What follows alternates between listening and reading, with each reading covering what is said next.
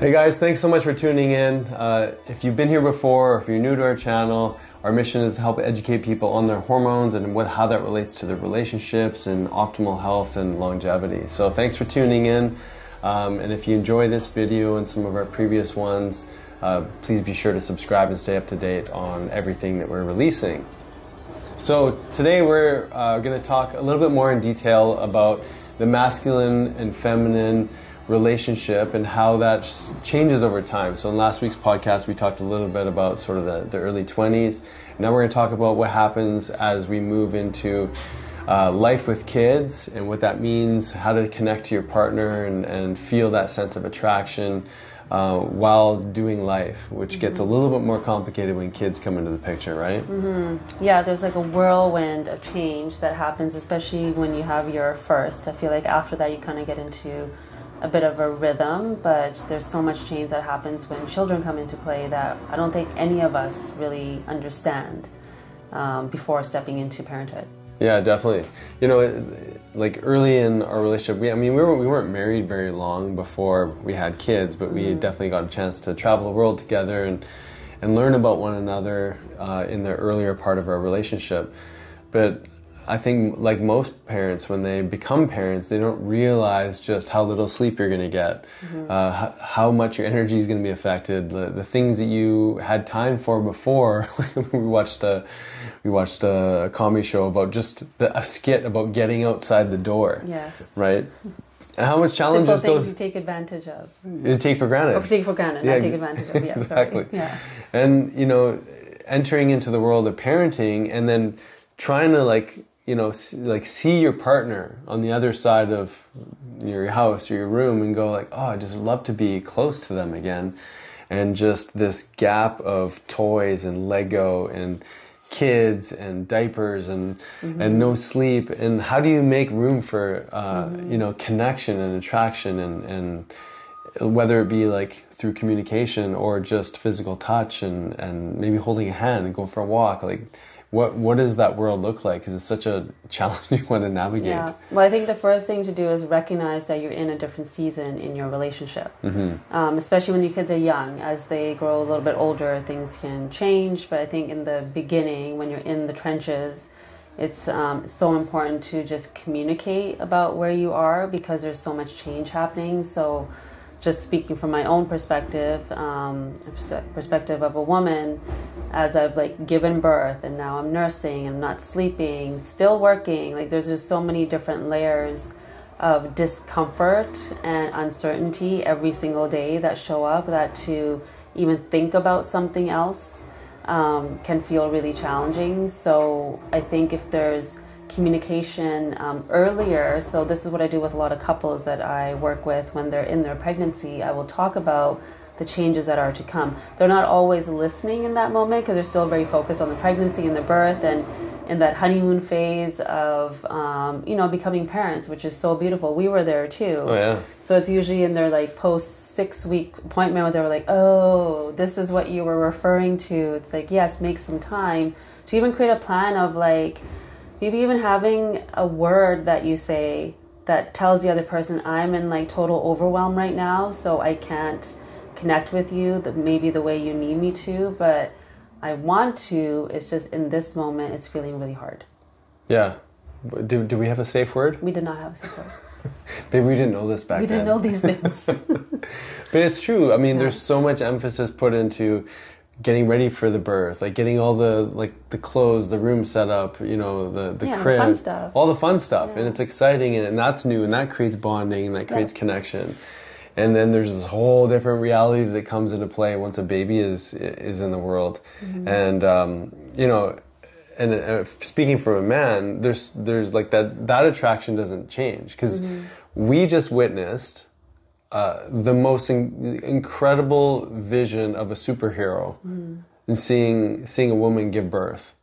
And like, it's so attractive as a man to see a woman in her full power and to just own this experience that you've never done before, but like intrinsically you knew exactly what to do.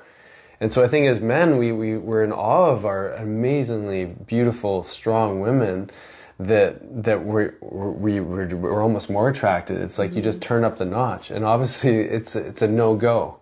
No. It's a no-go for a while afterwards. Yeah.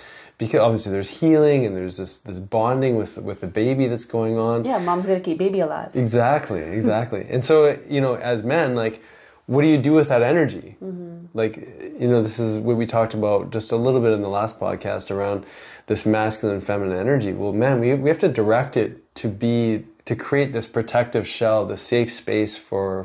You can make a dinner. Yeah. You can massage your feet. Yeah. There's so many things you could do. Yeah, and we can tap into our purpose too. That's it's right. Like we can, whatever it is that we're aligned with, we can dive deeper into that. We can put our energy into that. We can, maybe we have a little time to exercise, and we put our energy into that.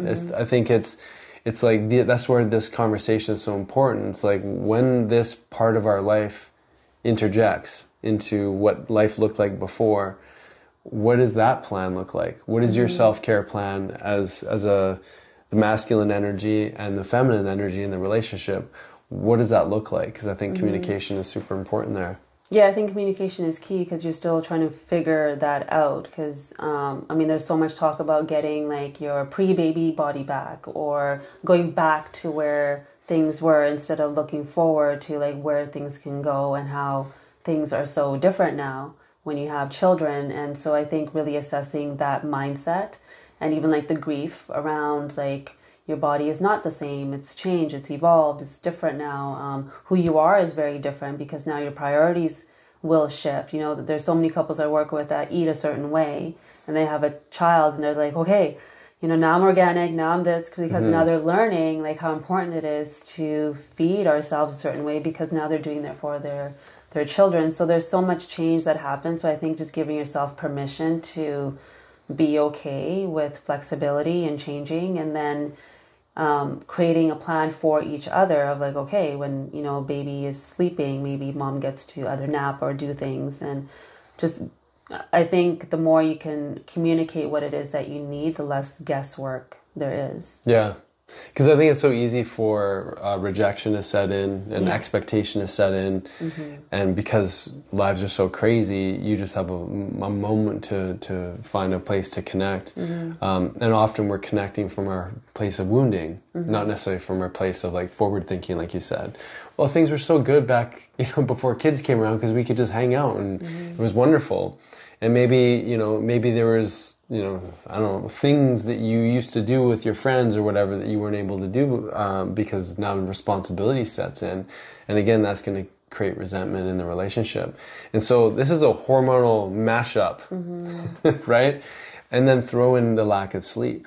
Yeah. So I think knowing that there's so many different challenges that show up hormonally in this stage of life, I like to think of like, what are some systems in the body that you can really support as best you can to help, adapt to life in this world. And I know for me personally, what really served me well was learning how to fast.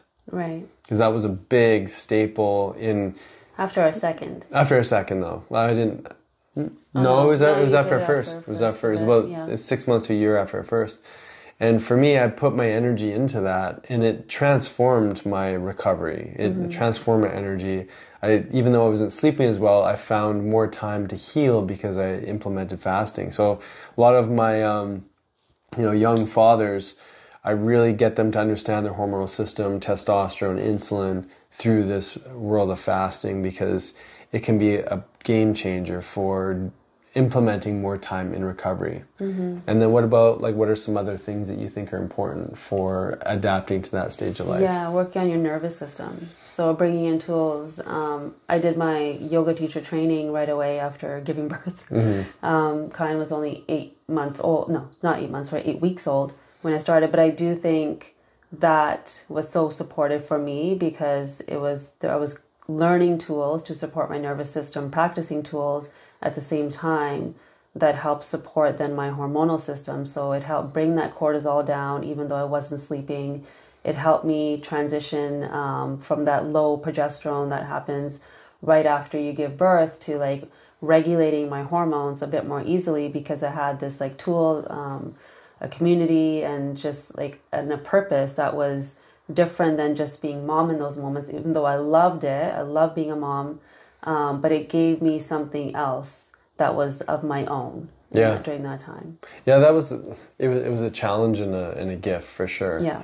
But I'd say definitely the gift was that this is where you started developing a regular meditation practice, right? And so I love that you brought in the nervous system, because it's really our nervous system that's going to be the communication tool for the glands that secrete the hormones, right? And so if there's a way to sort of change the message and support that healing phase, I mean, finding things that you loved to do before. So it might not be, okay, say somebody's like a marathon runner, you're probably not going to run a marathon, but maybe you go out for a walk, or you do something like physical with your body to help you land and anchor back in, so that too will feed your nervous system in a different way. There's herbs that you can take, there's nutrients, just really making sure your meals are really nutrient rich, like your gut system is working. So just really supporting yourself so you don't get into depletion. If every choice that you make, it's like, okay, is this going to deplete me? Is this going to nourish me? I think that simple question will give you so much more support. Yeah. And then I think the next one would be around mindset. I mean, something that I started practicing too, along with fasting, which I think is a bit of a Stoic philosophy, in that we're sort of giving our body space to heal, giving our body space to recover. It required a bit of a mindset change in what life is going to look like. But it's also, we started doing more cold showers and things like that too, as a way to move through some challenges in the day and remind your body of what you're capable of.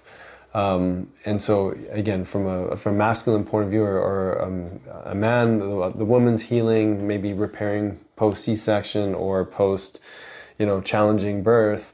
As a man, we can do whatever we can to move the body, right? Yeah.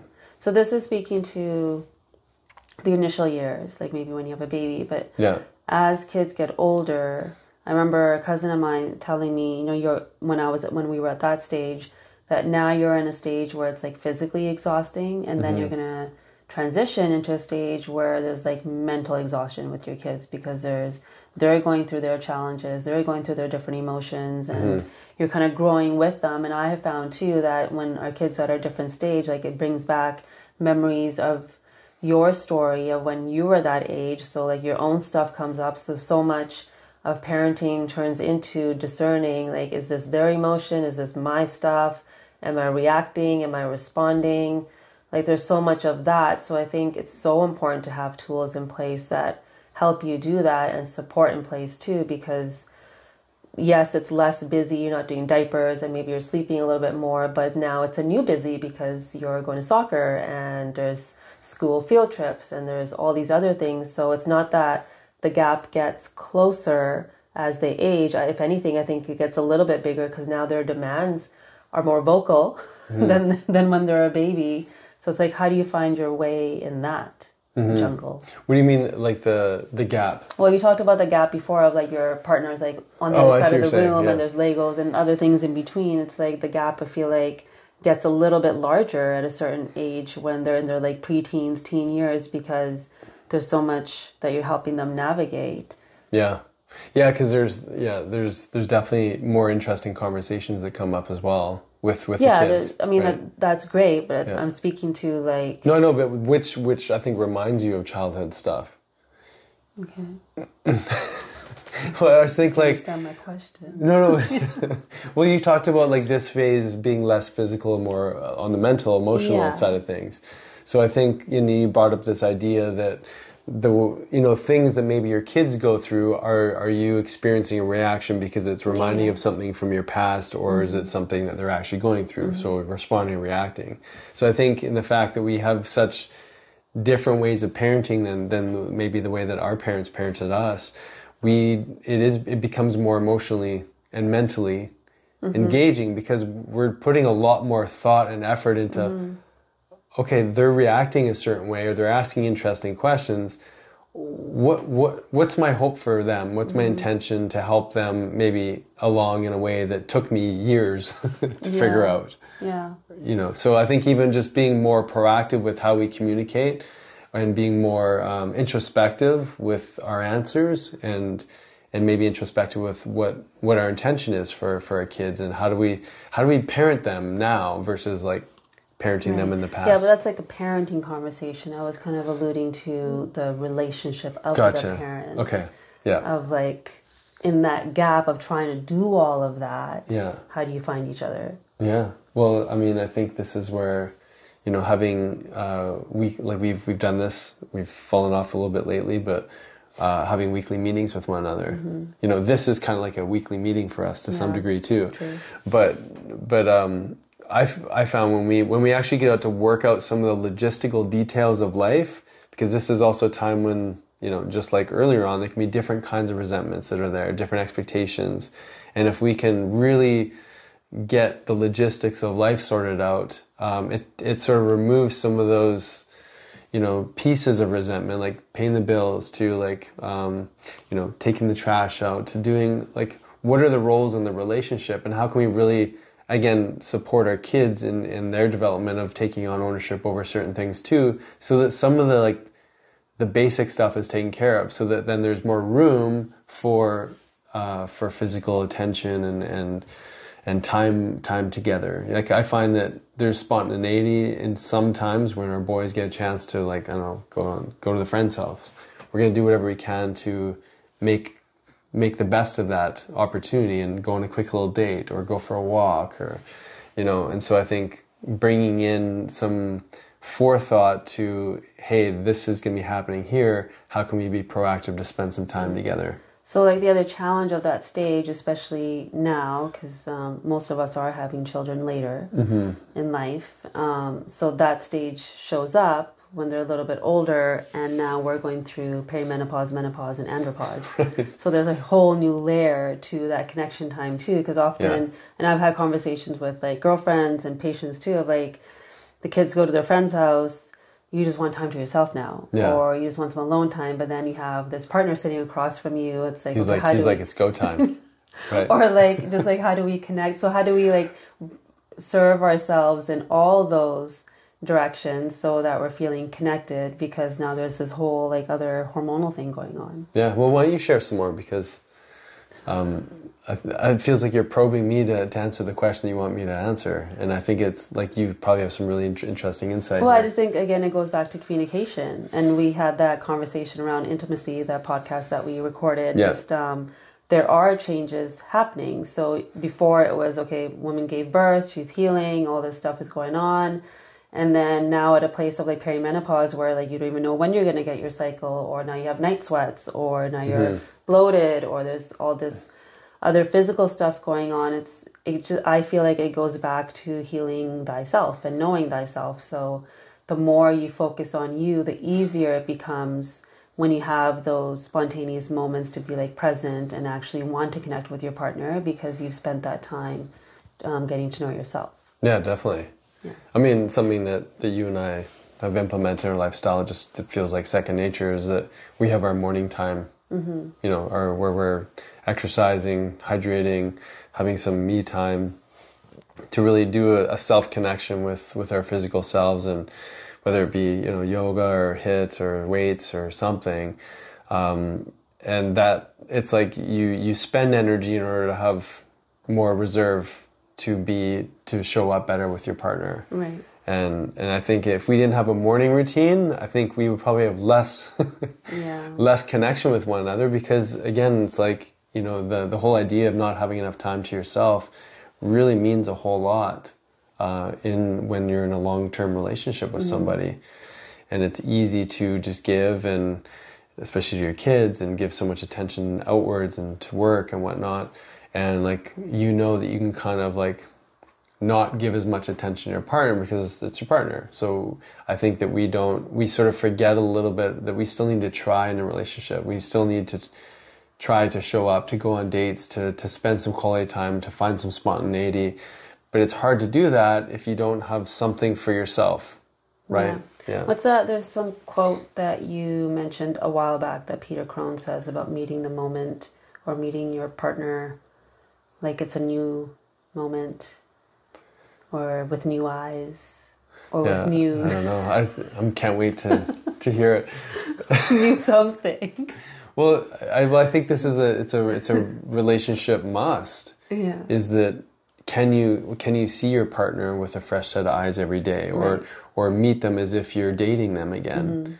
And we should be putting in effort to woo one another. Like you said that to me before. It's like I'm not in the mood physically if like I've had like this like scraggly day, and then at the end of the day you're like, hey, it's time to connect. Well, like, what have you done to show up in this relationship? Like, I've seen this with patients too, couples that come in, and the man or the woman could be on the other side, could be like, yeah, well, like, I'm missing out on intimacy, and they should be providing this to me. It's like, what is the other person giving me so I feel fulfilled? And it's such a backwards way of looking at things. I think it's that's initial, I think, uncomfortable feeling that can arise where we put it onto the other person.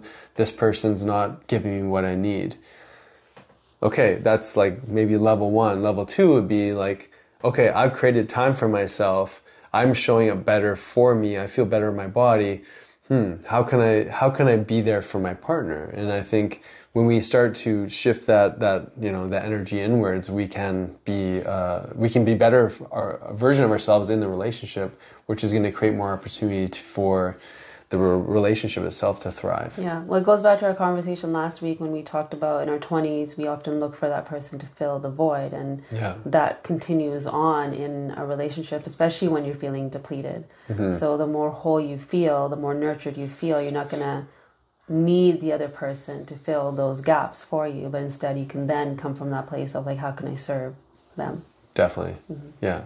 So if someone is so deep in resentment because the other person's not doing that for themselves, or not taking care of themselves, and they're like, buddy, get your stuff sorted out before you come anywhere near me. Like, how does one start to see, oh, I see that they're starting to do some things? Is it a conscious effort, say, on the partner's part to go, hey, I see what they're doing.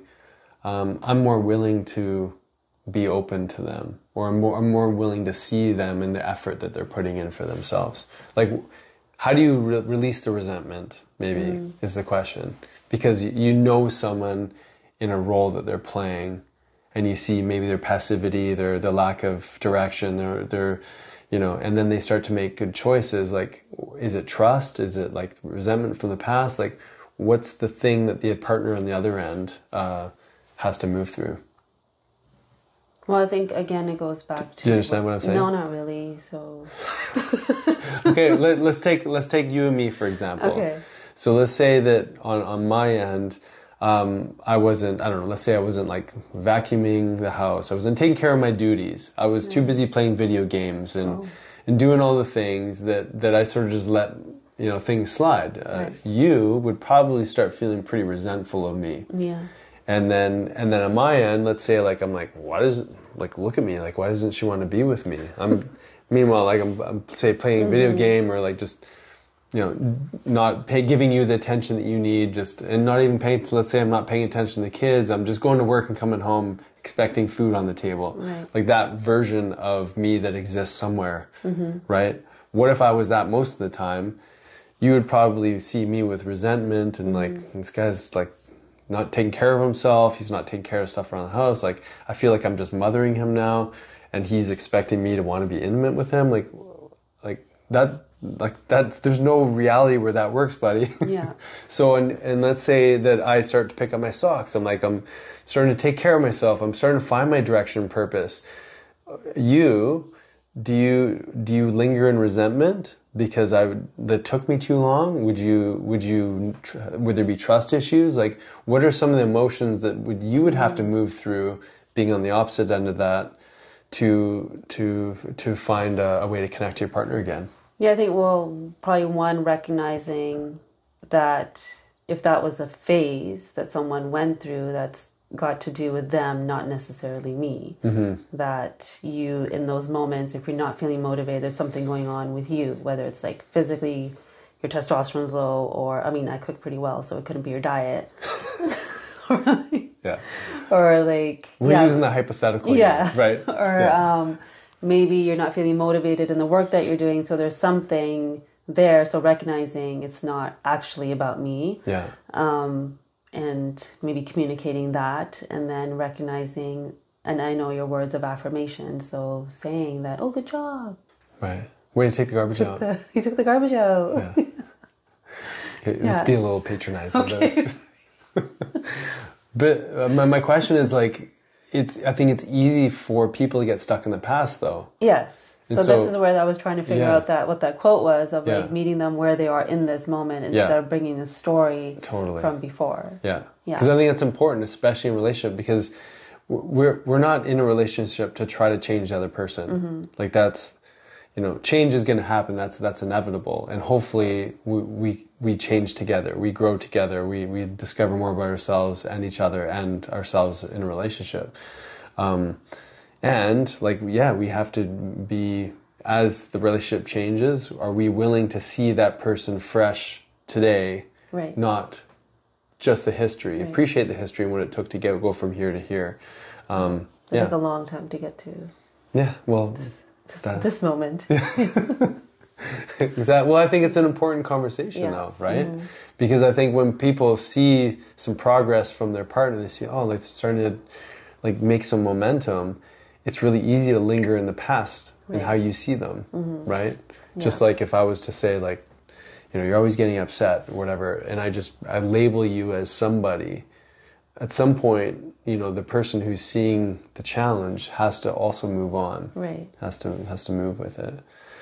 And that's sort of like the message for this time of life is like, we're like finding a way to come back together. Yeah. Right? Because in this next stage of life, it's really the kids are gone. And so do you want to meet your partner in that stage of life for the first time in 15 years, 18 years, whatever it takes to get the kids out of the house, so to speak? Or do you want to... Mine already said they're not leaving. Right, well, fair enough, yeah. So why not like work on the relationship now and like really, make that, part of the priority so that when that time comes when the kids are gone, it's not this, oh, hey... Yeah. Who are you? Like exactly. I haven't seen you in a while. 20 years, and it's almost like you either start dating again, but also I think a lot of relationships change there. The rate of divorce is so high because I think people aren't taking care of the little stuff. Yeah. They're not having the conversations that are important. They're not seeing each other new. They're holding on to stuff from the past. People aren't willing to improve themselves. And then there's hurt feelings that are just not cleared. And so, do you want to try to like deal with it down the road, or are you willing to take care of some stuff right now? Right. Yeah. And I'd say if you don't take care of it now, like as the hormones start to decline, it gets a whole lot harder, right? Yeah. Yeah. Because if you were to bring in, say, bioidentical hormone and whatnot, that's not going to fix the relationship. No. It's going to bring more energy and vitality in, but if you're not working on that core stuff, which is a huge part of hormone expression as well, it's going to make it really challenging. Yeah. Okay. So another fun conversation. Thanks so much for tuning in. And if you guys want more information like this or want to be in the circle of trust, so to speak, join our Health Ignited Club, because we dive into these conversations so much more each month. And it's a tight-knit group of people. We'd love to have you there.